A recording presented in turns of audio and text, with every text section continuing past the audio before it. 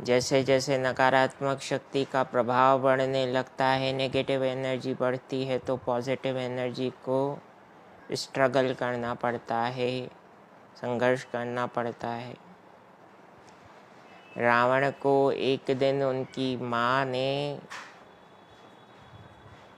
कुबेर के राजकोष, सामर्थ्य और वैभव के बारे में बताया। प्रायः मनुष्य का स्वभाव होता है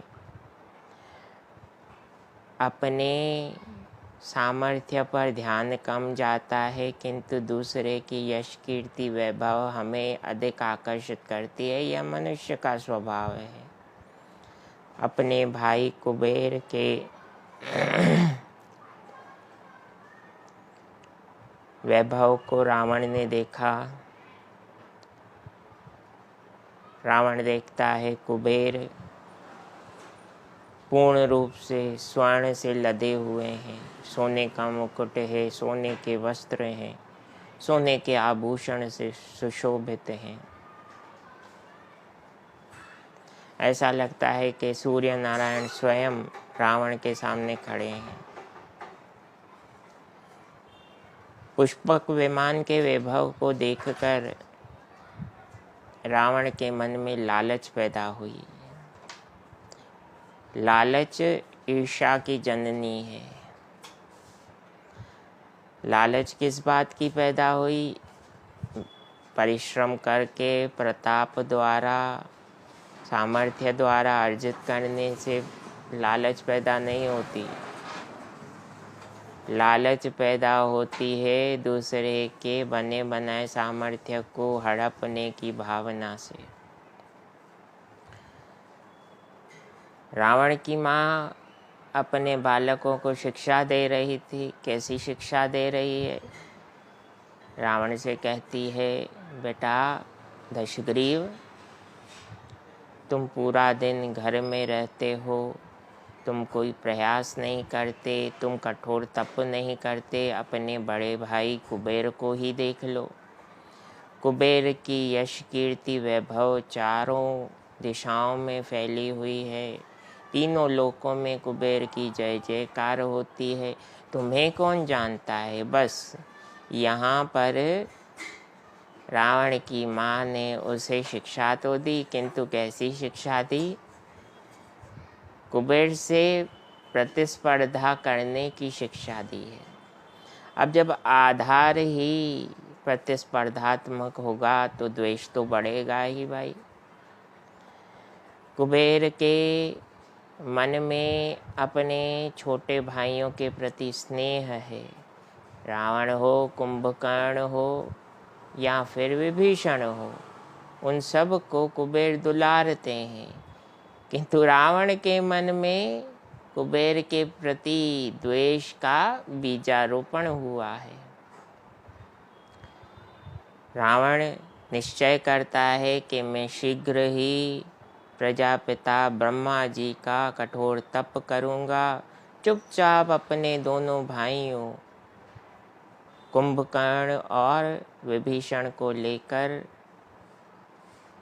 कठोर तप करने के लिए मंदराचल पर्वत पर जाता है।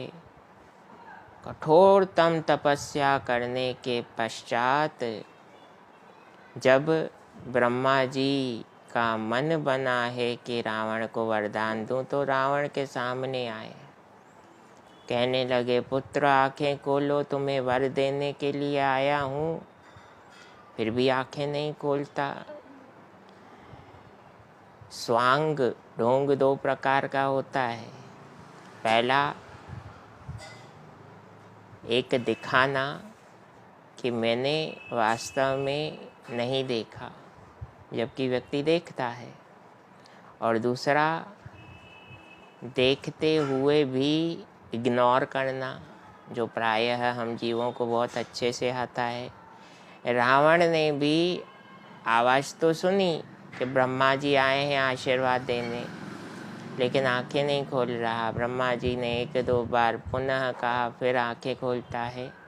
हाथ जोड़कर रावण, कुंभकर्ण, विभीषण तीनों खड़े हुए प्रार्थना कर रहे हैं कि प्रजापिता आपने हमें दर्शन दिया है, आपकी जितनी वंदना हम करें उतना हमारे लिए कम है, क्योंकि आप ही हमारे वंश के प्रधान पुरुष हैं। स्मरण कीजिए, पुलस्त्य ऋषि के पिता हैं ब्रह्मा जी, और मुनि विश्रवा के दादाजी हैं, और मुनि विश्रवा के पुत्र के रूप में कुबेर जी हुए, रावण कुंभकर्ण मेघनाद हुए। तो परिवार के बड़े बुजुर्ग से आशीर्वाद ले रहे हैं जो संसार के निर्माता हैं। ब्रह्मा जी ने कहा, पुत्रों, मन में जो भी भाव हो निसंकोच मांगो, मैं आपकी तपस्या से अति प्रसन्न हूँ, जो मांगोगे वह दूंगा। निसंकोच मांगो, किंतु वह मत मांग लेना जो प्रकृति के नियमों के विरुद्ध हो। किंतु मनुष्य का स्वभाव है बंधुओं, उसे जो बात आप ना करने के लिए कहें वो सबसे पहले वही करेगा। किसी को कहिए कि शोर मत करो, तो शोर पहले किया जाएगा, क्योंकि मनुष्य की बुद्धि विपरीत कार्य करती है। एक्सपेरिमेंट करके देखना चाहती है मनुष्य की बुद्धि कि क्या प्रभाव पड़ता है। अगर कोई कुछ मना कर रहा है तो उससे नुकसान तो नहीं होगा।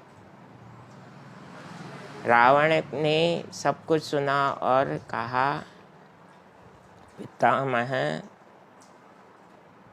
आप अगर मुझे कुछ देना चाहते हैं तो यह वर दीजिए, हम काहू के मारे न मरें, मैं किसी के द्वारा भी ना मारा जाऊं।